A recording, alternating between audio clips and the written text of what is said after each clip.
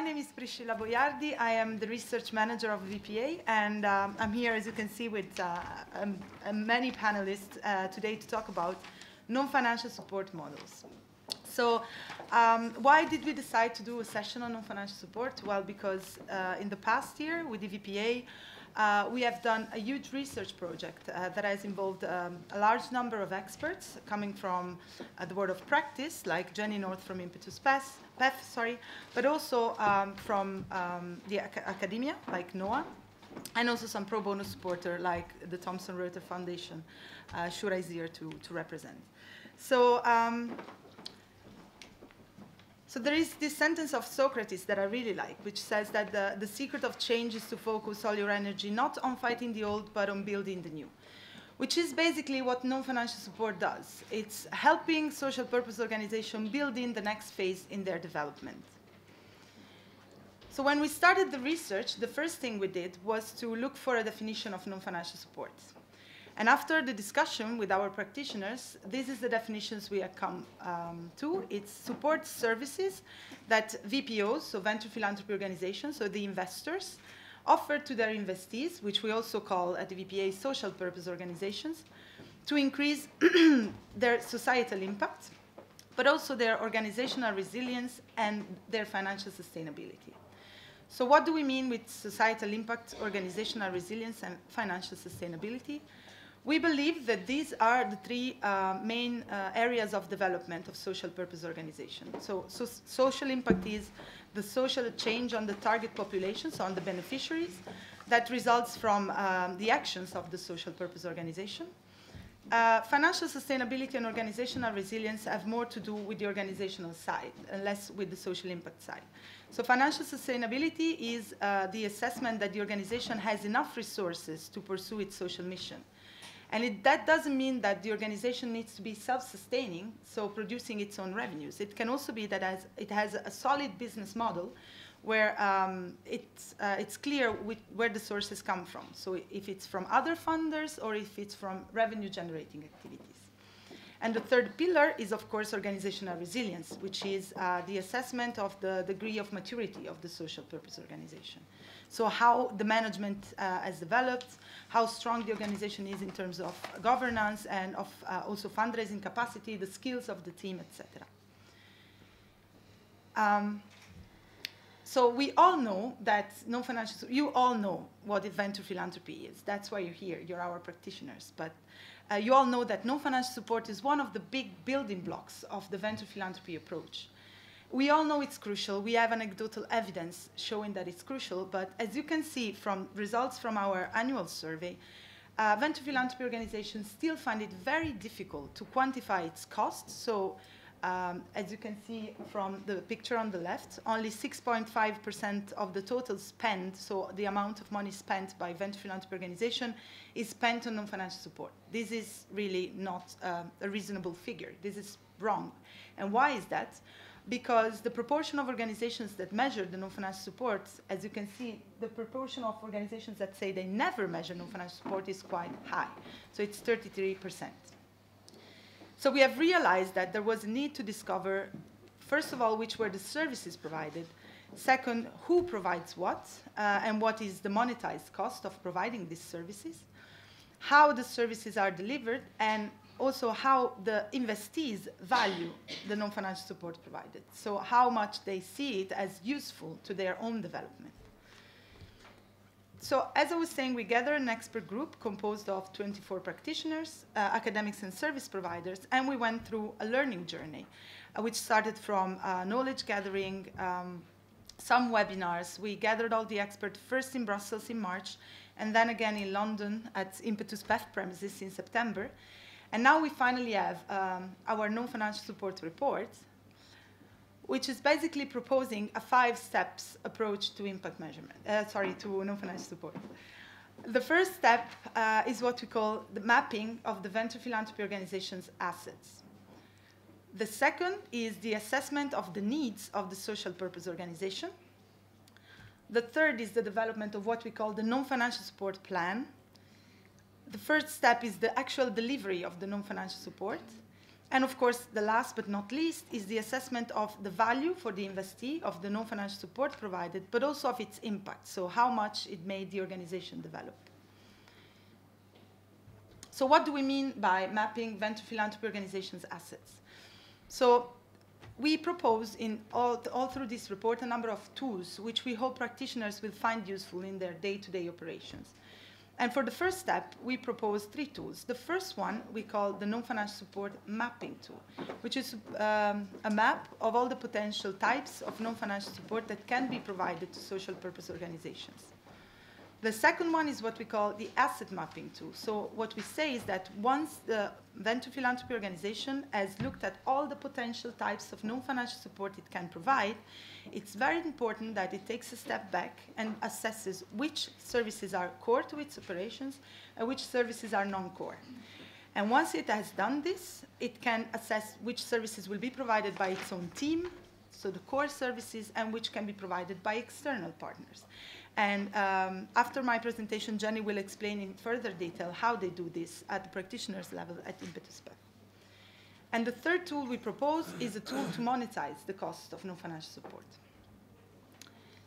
So as you will see in the final publication, this is just to give you an example, the non-financial support mapping tool, it's much more detailed than this. This is just, a summary. Proposes to divide the services provided to SPOs in 3 main groups. So the services that support social impact, basically the theory of change and impact, support to build the theory of change and impact strategy, but also the support to build the impact measurement system. Then all the services that help with financial sustainability and basically help organizations with fundraising, with building a revenue strategy, but also building the system for financial management. And the third main group is what we call support for organizational resilience, so support in building the governance, but also support in building the staff, so the human capital. So as I was saying, once a VPO has looked at all the potential non-financial support, it will need to define what is core. What do we mean with core? So the first step, which we also mentioned in our impact measurement guide, and throughout our work, we always stress how important it is. The first step is always to build the theory of change of the venture philanthropy organization. And only if the theory of change of the VPO is clear, then the VPO can assess what is core to its own strategy. And once it has defined what it's core to its own strategy, so as we will see in a minute for ImpetusPEF, in the case of ImpetusPEF, this is really theory of change and impact strategy, it will deliver those services through its own staff. All that it's non-core, we recommend, with we I mean the expert group, not just the VPA, of course, we recommend that it's provided by external supporters, pro bono supporter, low bono supporters. Of course, resources need to be allocated to the provision of non-financial support, and then the cost needs to be monetized. One of the big recommendations we make in this report is to monetize the non-financial support, so to assign monetary value to all the services that are provided. So, of course, this is going to be easier if you have to assign a cost to the services provided by your own staff, because it's, of course, the salary you pay to your own staff, plus the costs of traveling, etc. It's much more difficult when you have to monetize the cost of a pro bono supporter, of a supporter that comes in for free. So in the report, as you will see, we propose different ways of monetizing this cost. One way that we suggest as the best one is to assess how much the consultant would have costed at market prices. Of course, this is not so easy because market prices vary in different countries, and they vary if you hire a consultant who comes, for example, from Ernst & Young, so from one of the big fours, or from smaller consultancy. Nonetheless, we believe that this proxy is a very good proxy of the real cost that you're incurring. There are a number of reasons why monetizing the non-financial support is important.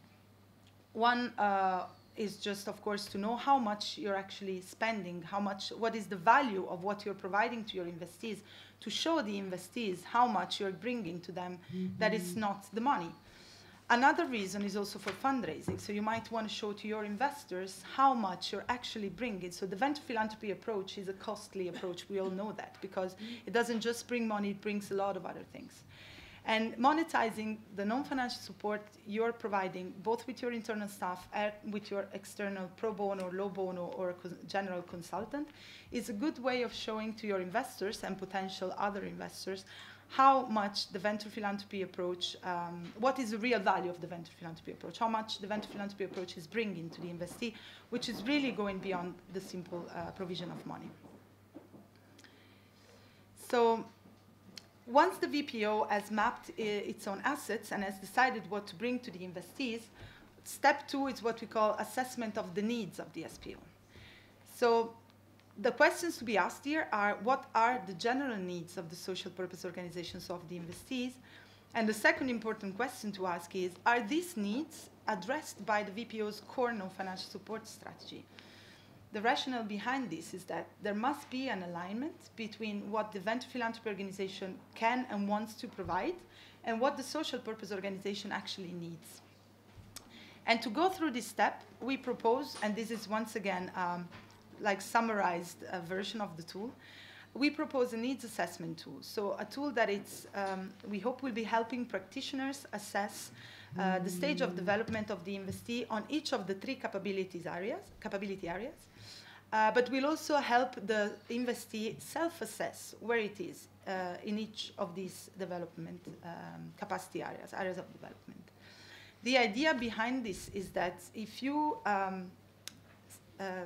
do the assessment on both sides, then you will see if the picture that the SPO paints of itself and the picture that the VPO paints of the investment match, and you can really assess which are the areas where the investee needs the most support. And thanks to this tool, you can then go to step 3. So once you know exactly what the social purpose organization needs, you know, of course, what you want to provide. So thanks to the mapping tool and the definition of your core and non-core support, you can define a plan in which, as you can see from this, once again, summarized version, you define the different needs of the social purpose organization, and you ask the organization to prioritize them. So you ask the organization to tell you what is really the thing they think they have to work on. Is it the development of their theory of change, or is it the development of the fundraising strategy? And from their own definition of priority, and from your definition of the priorities, you can see where there is a match or where there is no match, and you can start a transparent dialogue. So the expectations are really clear and they're on paper from the very beginning of the investment. For each of these different capabilities, this tool also helps you define a baseline, a goal, different milestones, and of course the outcome you want to achieve. What we would like the tool to be for practitioners is also a monitoring tool. So we encourage VPOs to put in this plan the different support they want to provide to the SPOs to achieve a certain goal, and to define very clearly who will provide what, if it's internal staff, if it's pro bono supporters, and clearly state the deliverables. This because what we have heard from many experiences is that sometimes some organizations, some venture philanthropy organizations, don't have a clear approach to their non-financial support and a clear approach to how they manage their pro bono supporters and their volunteers, their corporate volunteers, etc. So we hope that this tool will help venture philanthropy organizations have a more organic and holistic approach to the way they deliver non-financial support, and to the way they keep track of what has been delivered, what are the next steps, etc. So once this plan is set out, once the deal is signed and the investment starts, of course the venture philanthropy organization has to deliver the non-financial support. So in our report, we are listing a number of ways non-financial support can be delivered, with some pros and some cons, as you can see on this slide. So for example, as you know, some venture philanthropy organizations decide to take a board, sit on the board of their investees, because they believe that can provide different skills, different views, and it's a strategic channel to assess where are the needs and where you need to deliver non-financial support. But of course, this can also have negative sides. So it can create conflicts of interests, because sometimes if you're sitting on the board, you have sort of a more close link to the investee. there is a risk of doing instead of teaching. This came up many times during our research. There is a problem sometimes. Venture philanthropy organizations are very engaged with their investees. So instead of giving them the tools to solve their problems, they tend to come in and solve the problems for the investee, which is something that it's not always so good, especially because this brings about the risk of the SPO feeling invaded by the VPO.